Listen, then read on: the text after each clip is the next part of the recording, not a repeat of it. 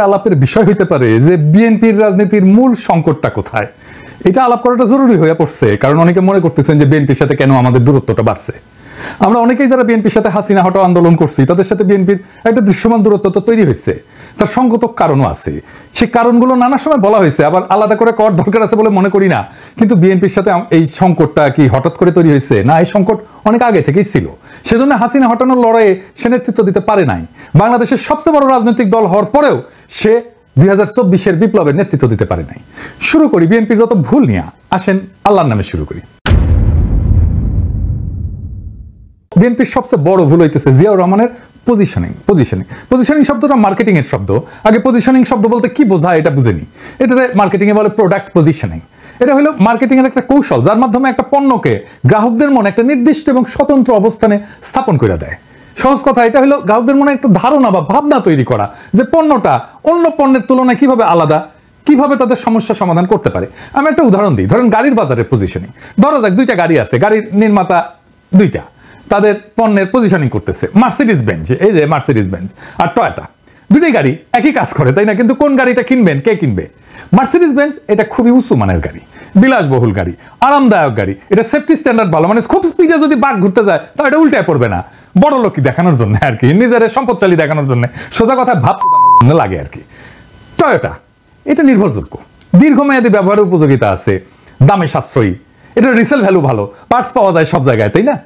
দুইটা ব্র্যান্ডে গাড়ি তৈরি করে, কিন্তু তারা আলাদাভাবে নিজেদের পজিশনিং করছে যাতে ভোক্তাদের মনে আলাদা আলাদা চিত্র তৈরি হয়। এক গ্রুপ কিনবে মার্সিডিজ আর এক গ্রুপ কিনবে টয়োটা। আলাদা জায়গা সবার।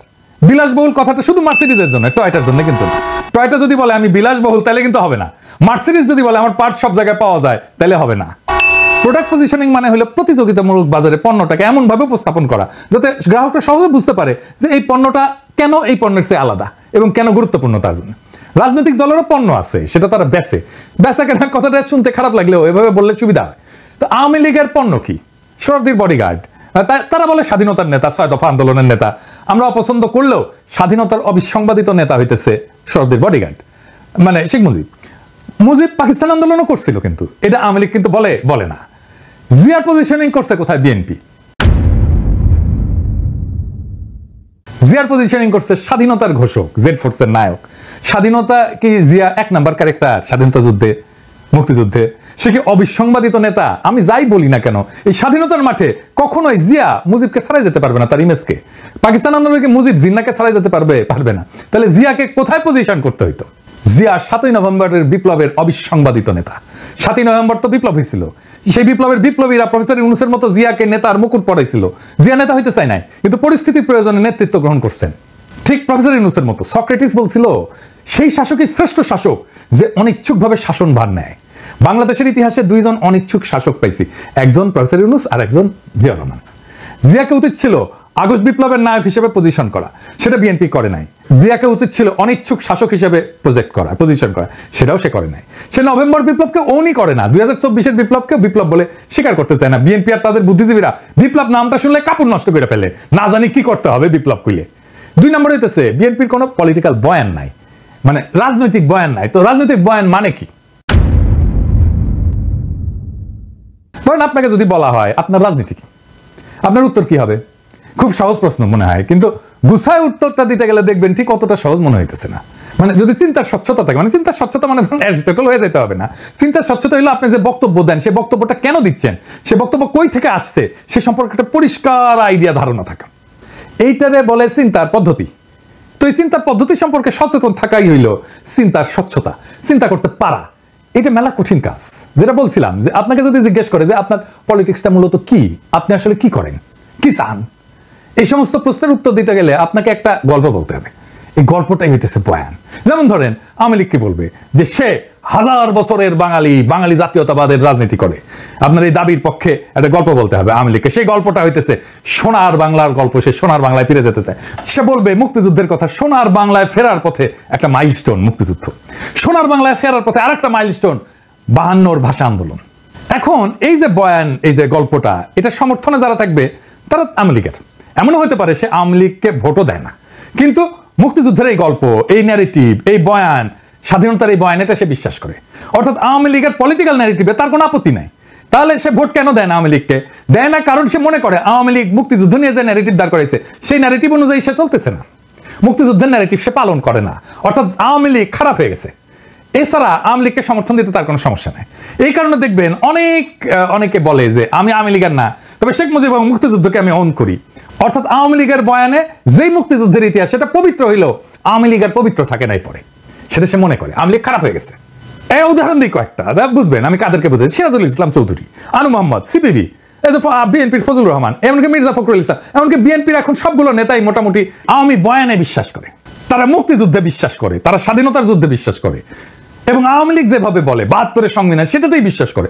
কিন্তু আওয়ামী লীগ করে না, সে মনে করে যে মুক্তিযুদ্ধের যে ন্যারেটিভ এইটার মধ্যে আসলে এটা আওয়ামী লীগ এটাকে নষ্ট করে ফেলছে।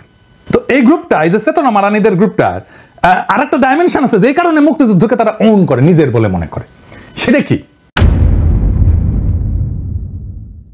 সেটা হইতেছে ধর্মনিরপেক্ষতা, অসাম্প্রদায়িকতা, প্রগতিশীলতা। আপনি দেখবেন বিএনপির নেতাগুলো এই কথাগুলোই বলে, এই তিনটা শব্দ এটা ব্যবহার করে যে কথাটা আসলে বলতে চায় সেটা কি সেটা বলা সম্ভব না তাদের পক্ষে, সেজন্য এরকম শব্দগুলো বলে। এই শব্দগুলো হইতেছে ইসলাম বিদ্বেষ, মুসলমান বিদ্বেষ। মুক্তিযুদ্ধের যে বয়ান আমরা দেখি সেটা আসলে কাদের লেখা?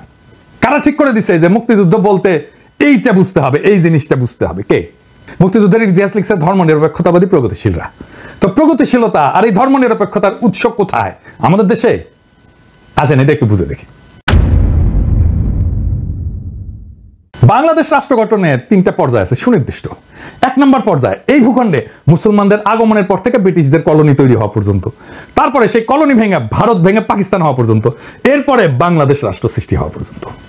এই ভূখণ্ডে হিন্দুদের কাছে মুসলমানদের আগমন কি, মানে ভারতবর্ষে কি মনে করে এটা বহিঃশত্রুর আক্রমণ, তারা বাইরে থেকে আসছে।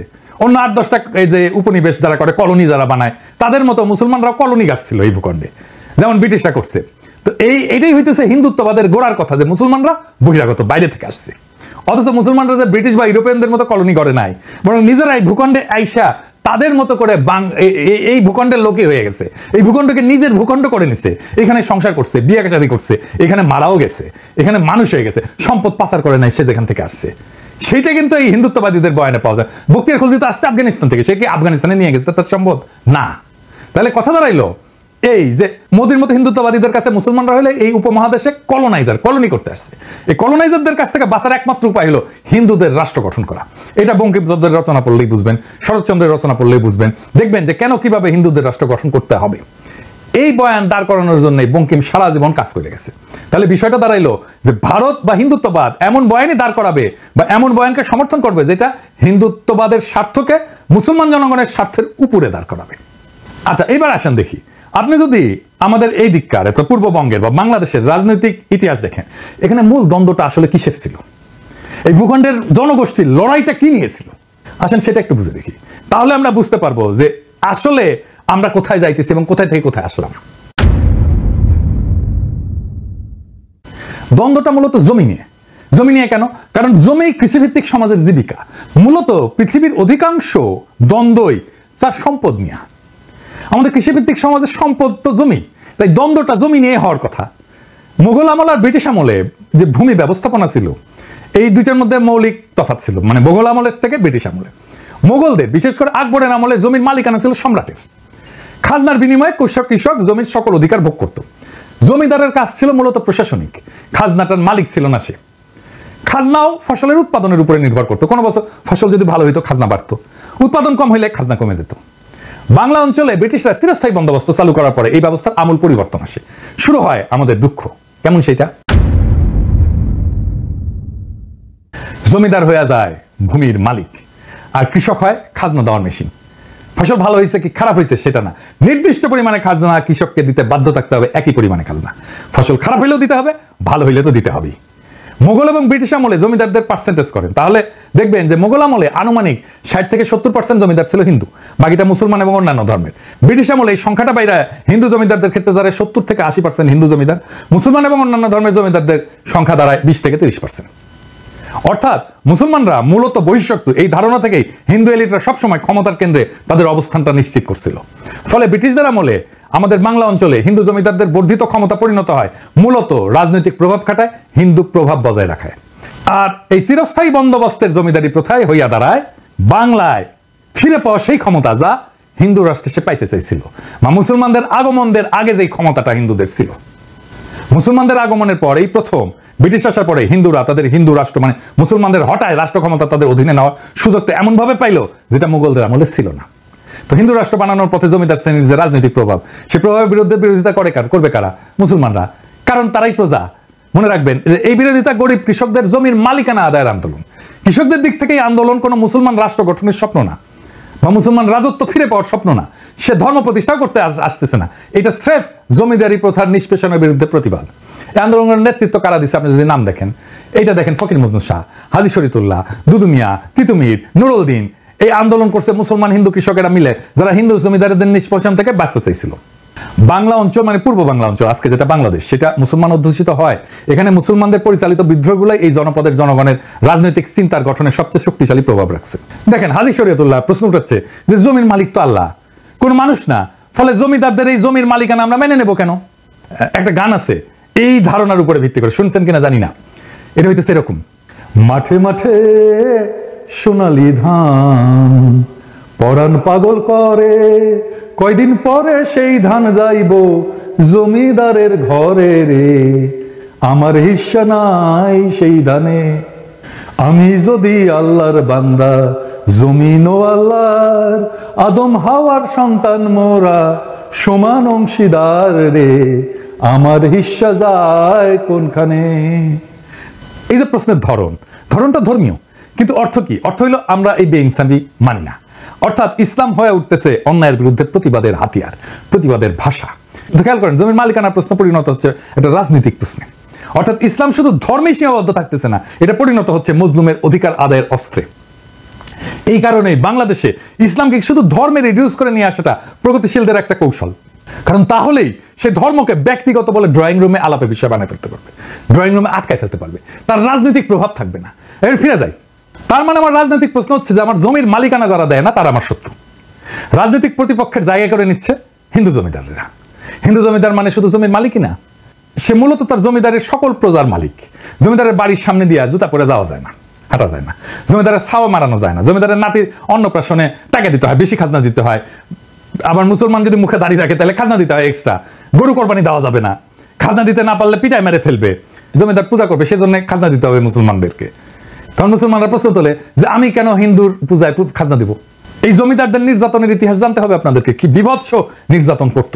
যাই হোক, ফলে জমিদারি উচ্ছেদের যে প্রকল্প, সেটা শুধু জমির মালিকানা পাওয়ার মধ্যে সীমাবদ্ধ থাকে না, সেটা নিজের জন্য রাষ্ট্র বানানোর একটা প্রকল্পে পরিণত হইতে থাকে। এমন রাষ্ট্র যেখানে কৃষক তার জমির মালিকানা পাবে তো বটেই, সেই রাষ্ট্রে সে মানুষ হিসেবে বেঁচে থাকার অধিকার পাবে। এই প্রেক্ষাপটেই বাংলার মুসলমানরা বঙ্গভঙ্গের পক্ষে দাঁড়াইছিল। কারণ বাংলা ভাগ মানে এই বঙ্গের জমিদারি কলকাতার জমিদাররা হারাবে, তার মুক্তি ঘটবে। আর এই বঙ্গভঙ্গের বিরোধিতা করছে রবীন্দ্রনাথরা। কারণ জমিদারি গেলে বজরায় বৈশা নিশ্চিন্তে প্রেম সঙ্গীত লেখা যাবে না, জমিদারি যাওয়া মানে পেটে টান পড়া। তাই লিখতে হইল, আমার সোনার বাংলা, আমি তোমায় ভালোবাসি। এই সোনার বাংলা কোনটা? এইটা। কোন ভূখণ্ডকে রবীন্দ্রনাথ সোনার বাংলা বলছিলেন? এইটা। রবীন্দ্রনাথের সোনার বাংলা এইটাই। শুধু জাতীয় সঙ্গীত নিয়ে হাউকাউ না কইরা এই সোনার বাংলা আয়না থেকে বা আমার বাকশালীরা। কিন্তু পরিহাসের বিষয় হলো পূর্ব বাংলা তাকে ভালোবাসে না। কিন্তু এই জমিদারি রক্ষার গানটাই হয়ে দাঁড়ায় জমিদার বিরোধী জনগণের রাষ্ট্রের জাতীয় সঙ্গীত। কি তামাশা! এই জমিদার বিরোধী আন্দোলনে আসলে কি ঘটে? হিন্দু জমিদারদের যে অর্থনৈতিক, রাজনৈতিক আর সাংস্কৃতিক প্রভাবের কথা বলছি, সেই প্রভাবে প্রথম সংগঠিত আঘাত হয়ে নেয় এই মুসলমান কৃষকেরা। ফলে এই যে জমিদার শ্রেণীর যে আধিপত্য এবং আপামর হিন্দুদের যে আধিপত্য, তার উপরেও আঘাত পড়ে। একজন হিন্দু কৃষক এবং মুসলমান কৃষকের মধ্যে তফাৎ হইল যে ওই হিন্দু কৃষক মানসিকভাবে জমিদারদের সাথে অবস্থান করে, আর মুসলমান কৃষকটা থাকে দ্বিতীয় শ্রেণীতে। এমন তথ্য আপনি ইতিহাসে পাবেন। জমিদার বাড়িতে দুই কৃষক গেল, একজন হিন্দু আর একজন মুসলমান। একজন বসলো পাটিতে আর একজন বসলো মাটিতে। কে মাটিতে বসলো বলে মনে করেন? মুসলমান কৃষক। দরিদ্র কৃষক হইলেও শুধুমাত্র হিন্দু হওয়ার কারণে আপনি সাংস্কৃতিকভাবে শক্তিমান হয়ে উঠবেন, নিজের শক্তি ফিল করবেন। এটা আপনি দেখতে পাবেন, এখনো দেখতে পাবেন যে আওয়ামী লীগের কাছ থেকে জীবনে একটা উপকার পায় নাই কিংবা চায় নাই, কিন্তু জুলাইয়ের গণহত্যাকে অস্বীকার করে এমন আওয়ামী লীগ সমর্থকের দিকে খেয়াল করে দেখলে বুঝবেন এরা আওয়ামী লীগ ক্ষমতায়, এই চিন্তাটাই তাকে ক্ষমতাবান করে তোলে। সে মনে করে আমি ক্ষমতার একটা অংশ, আমার একটা আলাদা ক্ষমতা আছে। ফলে মুসলমান কৃষক যখন হিন্দু জমিদারদের বিরুদ্ধে বিদ্রোহ করে, তার মনে তখন এই ব্যবস্থা উচ্ছেদের স্বপ্ন থাকে নতুন রাষ্ট্রের। এই রাষ্ট্রের স্বপ্নই তাকে দেখাইছিল পাকিস্তান, দেখাইছিল জিন্নাহ। ফলে পূর্ববঙ্গের মুসলমান এই পাকিস্তানের পক্ষে দাঁড়ায়। পাকিস্তান রাষ্ট্রের ধারণা আসছিল মূলত গান্ধীদের হিন্দুত্ববাদী ভারত বানানোর বিরোধিতা থেকেই। মুসলমানরা এই দেশে বহিরাগত শত্রু, এই ধারণার কন্টিনিউশন, ধারাবাহিকতা হইতেছে কংগ্রেস। যা বলতেছিলাম যে এই পাকিস্তান যখন বলে যে আমরা জমিদারি প্রথা উচ্ছেদ করে দেবো, তখন পূর্ববঙ্গের মানুষ কোনো দিকে না তাকায় তাকে সমর্থন করে। কারণ এমন একটা রাষ্ট্রের স্বপ্নই তো তারা এতদিন ধরে দেখছে। পাকিস্তান সৃষ্টি করতে চাওয়া আর গরিব মুসলমান কৃষকের পাকিস্তান রাষ্ট্র বানানোর প্রশ্নের সমর্থন দেওয়া এক না, এটা একটু মনে করাই দিতে চাই। পূর্ববঙ্গের জনগণের সমর্থন নেওয়ার জন্যই মূলত এই কথার উদ্ভব হয়েছিল এবং জনগণ তাতে সায় দিছিল স্বাভাবিকভাবে। তো স্বাদের জমিদারি উচ্ছেদ হয়ে যাবে, এটা মানা স্বাভাবিকভাবে অসম্ভব হিন্দু জমিদারি এলিটদের জন্য। হিন্দুত্ববাদী রাষ্ট্র প্রকল্পের জন্য এটা সবচেয়ে বড় শত্রু। কিন্তু বাস্তবতা হইল পাকিস্তান তৈরি হয় এবং স্বাদের জমিদারি জয় বাংলা হয়ে যায়। অর্থনৈতিক প্রতিপত্তি যদি চলে যায় হিন্দু জমিদারদের, তাহলে বাকি থাকে কি? হিন্দু জমিদারদের হাতে তখন একটা মাত্র অস্ত্র থাকে, সেটা হইল সাংস্কৃতিক আধিপত্য, বয়ানের আধিপত্য। শুধুমাত্র তাহলেই পাকিস্তানকে ভাঙা যাবে। পাকিস্তান রাষ্ট্রে বহু সমস্যার কারণে পাকিস্তানকে সবচেয়ে বেশি সমর্থন করা বাঙালি মুসলমান কৃষকের স্বপ্নভঙ্গ হয় কিছুদিনের মধ্যেই। কেন হয়, কখন হয়, একটু বুঝে দেখি। প্রথম হয় ভাষা আন্দোলনে 52-তে। ভাষা আন্দোলন কিন্তু কোনো মাতৃভাষার আন্দোলন ছিল না, শুনলে খারাপ লাগবে, কিন্তু আসলে কেন ভাষা আন্দোলনটা হইল? এইটা ছিল গরিব কৃষকের ছেলের চাকরি পাওয়ার আন্দোলন। জমিদারি প্রথার শিকল থেকে রক্ত দিয়ে বেড়ে আসে কৃষক যখন শোনে রাষ্ট্রের ভাষা হবে উর্দু, অর্থাৎ সে বাংলায় কথা বলার ছেলে আর সে চাকরি পাবে না, সে বিদ্রোহ করে বসে। 52-র ভাষা আন্দোলন এই দেশের মেহনতি মানুষকে চেনার একটা বিশাল সুযোগ। পাকিস্তান আন্দোলন করে পাকিস্তান বানানো বাঙালি মাত্র 5 বছরের মাথায় রাষ্ট্রের বিরুদ্ধে বিদ্রোহ করে বসে। ফলে এদেশের জনগণ যে নিজের স্বার্থ বুঝে এবং বুঝে নিতে চায়, অন্তত তাকে বেশি দিন মুখে চুষনি দিয়ে চুপ করে রাখা যায় না, সেটা এই ঘটনায় বোঝা যায়। আমি এই জন্যই বলতাম, বারে বারে বলতাম, হাসিনার শাসন টিকবে না, কোথাও কোনো প্রতিরোধ নাই। আমি তখনও বলছি টিকবে না, আপনারা অবিশ্বাস করছেন অনেকেই, বলেন আমি বাড়ায় বাড়ায় বলি, আমি সকাল সন্ধ্যা হাসিনাকে ফেলাই দিই। এটাই আমাদের শক্তি। অনেকে আবার বলে যে আবার ফ্যাসিবাদ আসবে, আসতে পারে, টিকবে না। অনেকে বলে ভারতীয় আধিপত্যবাদ আসবে, আসতে পারে, টিকবে না। অনেকে বলে বিএনপি আওয়ামী লীগের শাসনের মতোই শাসন চালাবে, চালাইতে পারে, টিকবে না। বাংলাদেশের মাটিতে বাতাসে এমন কিছু একটা আছে, এটা মাথা নোয়ানোর না। এটা আমি আপনি না থাকি, বাংলাদেশ আবার জায়গা উঠবে, বাংলাদেশ আবার প্রতিরোধ করবে। যা বলছিলাম যে হিন্দু জমিদারদের শ্রেণীর যে সাংস্কৃতিক বয়ান, এই আধিপত্য, এই আধিপত্য তৈরি করে কে? আধিপত্যই তৈরি করে প্রগতিশীলতা, অসাম্প্রদায়িকতা এবং ধর্মনিরপেক্ষতার নামে। কারা করে? প্রথম আলো, টেলিস্টার, সিটিভি, ছায়ানট, উদিসি, এদের মাধ্যমে। যে কথাটা বলার জন্য এই 3টে শব্দ ব্যবহার করে, সেটা কি ইসলাম বিদ্বেষ, মুসলমান বিদ্বেষ। কারণ কি? তার কারণে এই মুসলমান তার শখের জমিদারি, তার হিন্দুত্ববাদী ভারত ভেঙে দিছে। ফলে তাদের গায়ের ধরে না পারি, চিন্তার ক্ষমতা আমাদের নিচেই রাখবো। প্রমাণ দিই আপনাকে। যদি জিজ্ঞেস করা হয় একজন অসাম্প্রদায়িক প্রগতিশীল লোক বললে আপনার মাথায় কেমন চিত্র ভাইসা ওঠে, আমি উত্তরটা দেবো না। তবে শুধু এটুকু বলবো যে আপনার মাথায় কোনো দাড়ি টুপিওয়ালা লোককে, মুসলমানকে অসাম্প্রদায়িক প্রগতিশীল বলে মনে হবে না। মুক্তিযুদ্ধের পর থেকে আমাদের রাষ্ট্রের রাজনৈতিক বয়ান যেটা আধিপত্য করতেছে, সেই বয়ানে কি দাড়ি টুপি পরা কাউকে স্থান দেওয়া যায়? ভেবে দেখেন। আমাদের প্রধান বয়ানে দাড়ি টুপি পরা সবাই হলো পাকিস্তানি, এবং জাফর ইকবালদের মতো সবাইকে পাকিস্তান পাঠিয়ে দিতে হবে। যে দাড়ি টুপি আর লুঙ্গির মুসলমানরা বাংলাদেশ রাষ্ট্র বানাইলো, তারাই এখন এই দেশের শত্রু, আর মালিক হইল কলকাতার সোনাগাছির খাটের যোদ্ধারা। এই দেশের অসাম্প্রদায়িকতা হইলো পয়লা বৈশাখের রমনায় সিঁদুর ধুতি, হাতে শাখা পইরা মুসলমানদের ছেলেমেয়েদের নৃত্য করা, আর দাড়ি টুপি বোরখার আদম হইলো দেশকে জঙ্গি বানাইতে চাওয়া চরমপন্থী ইসলামিস্ট। এই তো প্রগতিশীলদের বয়ানে মুক্তিযুদ্ধ, তাই না? যে গরিব মুসলমান কৃষক জমির মালিকানার অধিকারের রাষ্ট্র বানাইতে বহু সংগ্রামের শেষে এই বাংলাদেশ বানাইলো, সেই বাংলাদেশে তারা হয়ে গেল দেশ বিরোধী। খুব মজার ব্যাপার না? আর এই বয়ানের কারিগর কারা? এই বয়ানের কারিগর হইতেছে সেই প্রগতিশীল সাম্প্রদায়িক ধর্মনিরপেক্ষ ভাইয়েরা আর বোনেরা। এই বয়ানই তো হিন্দু জমিদারদের কালচারাল ন্যারেটিভের আধিপত্যের বয়ান, যে বয়ান এসে থিতু হয়েছে আওয়ামী লীগের হাতে। ফলে আওয়ামী লীগ হয়ে উঠছে ভারতের একমাত্র বর্ষার স্থল। বিএনপির রাজনৈতিক দেউলিয়াত্বের কথা উঠতে যে এত বড় ইতিহাস আনতে হইলো, ক্ষমা করবেন, এবার বিএনপির আলাপে ঢুকবো। জেনারেল জিয়া হইলেন এই দেশের ইতিহাসের দ্বিতীয় প্রধান রাজনৈতিক ব্যক্তি, যিনি ভারতের সৃষ্ট বাংলাদেশে অনুষ্ঠিত এই বয়ানের বিরুদ্ধে দাঁড়ায় পড়ছিলেন দ্বিতীয় ব্যক্তি হিসেবে। প্রথম ব্যক্তি কে ছিলেন? মৌলানা ভাসানী। অর্থাৎ মুক্তিযুদ্ধ তথা বাংলাদেশের পলিটিক্যাল ডমিনেন্ট বয়ানকে ভেঙে নতুন বয়ান দাঁড় করেছিলেন জিয়াউর রহমান। তিনি যে খুব শক্ত বয়ান দাঁড় করাতে পারছিলেন তা না, তবে আওয়ামী বয়ানের বাইরে তিনি আসতে পারছিলেন। ফলে ভারতের হেজিমনির বাইরেও যে এদেশে পলিটিক্স করা যায়, সেটার পথ তিনি দেখাইছেন। এমনকি মৌলানা ভাসানী ক্ষমতায় আসতে পারেননি, জিয়াউর রহমান ক্ষমতায় চলে আসছিলেন। সো মৌলানা ভাসানীর চেয়ে এক ধাপ আগায় জিয়াউর রহমান ইন্ডিয়ার কালচারাল ডমিনেন্স পলিটিক্যাল বয়ানের বাইরে নতুন একটা রাজনৈতিক চিন্তা দেখাইছেন এবং সেই চিন্তাকে ক্ষমতাশালী করে তুলছেন। আজকের বিএনপির অবস্থা কি? আজকের বিএনপি মুক্তিযুদ্ধের কথা বলে ৭২-এর সংবিধানের কথা বলে রাজনীতি করতে চাইতেছে। প্রথম আলো ডেইলি স্টারের সামনে জিয়াফত দিলে বিএনপির পুচ্ছে আগুন জ্বলে যায়, আর মির্জা ফখরুল মিছা কথা বলে বক্তৃতা দেয় যে পত্রিকা অফিসে আগুন দেওয়া হয়েছে। এমন বাংলাদেশকে আমরা চেয়েছিলাম।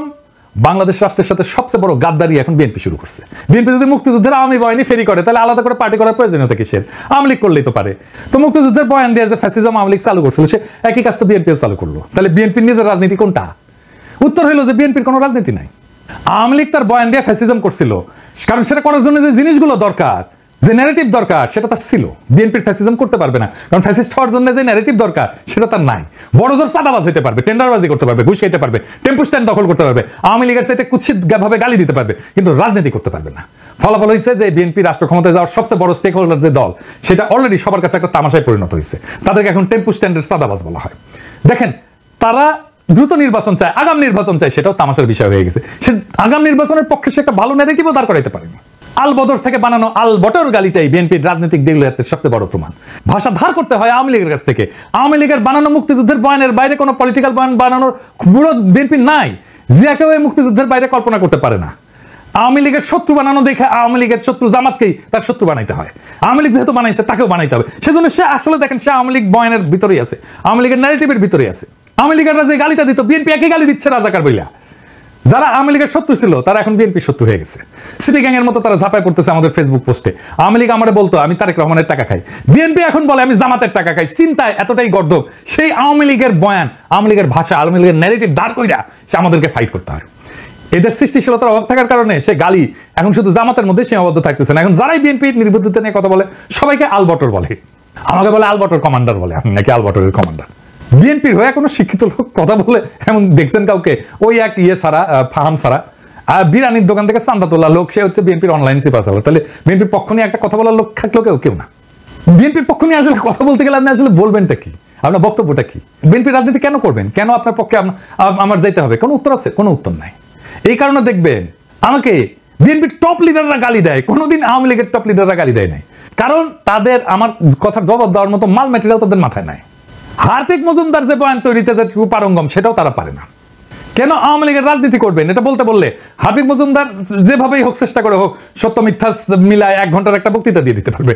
কিন্তু এই বিএনপি সকল মাথায় হ্যাক করলেও বাজারি কথাবার্তার বাইরে 2 মিনিটও কথা বলতে পারবে না তারা। চ্যালেঞ্জ দিলাম, পারলে কইরেন। পারলে তো হাসিনার বিরুদ্ধে বয়ান আপনারাই তৈরি করতেন, আপনারা তো করতে পারেন নাই। বিএনপি জনগণের উপরেও ভরসা পায় না, তাই ওয়াকারের কোলে গিয়ে ওঠে, ইন্ডিয়ার সাথে নেগোশিয়েট করে। যে বাংলাদেশ তাদের নেতা হিসেবে বরণ করে নিতে তৈরি ছিল, সে জনতা মুখ ফেরা নিচ্ছে তাদের থেকে। বিএনপির এই রাজনীতি আত্মঘাতী। বিএনপিতে যদি র্যাডিক্যাল পরিবর্তন না আসে চিন্তা এবং চর্চায়, তাহলে বিএনপির কোনো ভবিষ্যৎ নাই। কথাটা বিএনপি আলাদের ভালো লাগবে না।